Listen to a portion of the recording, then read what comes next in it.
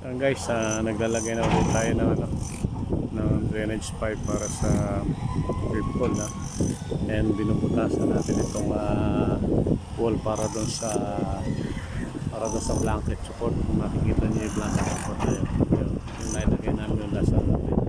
Itong bakante na yun, lalagyan din namin ng blanket support katapos natin bakante guys. Mula doon hanggang dito ang lalagyan namin. So ngayon tinuna namin yung butas, bumutas na kami, tinagyan namin ng bakal para ma-hold yung blanket.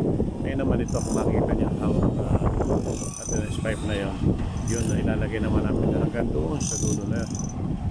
Piniprepare namin yung mati mga T5 para pag ilagay na sa butas, itutugtong namin yung drainage pipe na to yun guys at yung sinisilip ng mga tao natin yan.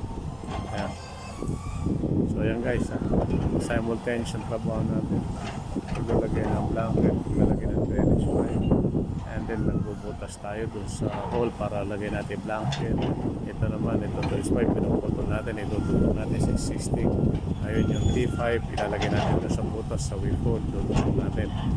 Ayan guys, simultaneous ang trabaho natin din yung portion ng manay, nagtatambak naman sila guys sa backfilling para ma-level na siya at malagyan na din natin ang blanket, malagyan na din natin ang drainage pipe. Guys, dire-diretso lang yung ating work ngayong araw to dito. Itong ating mga tao ngayon yan, gumagawa sila ng na naglalagay sila ng drainage pipe and then preparation for the wheel or blanket, and then ayun, nagbubutas sila yung dalawa na yun para i-open naman yung wave hole na hindi pa na-expose yung wave hole.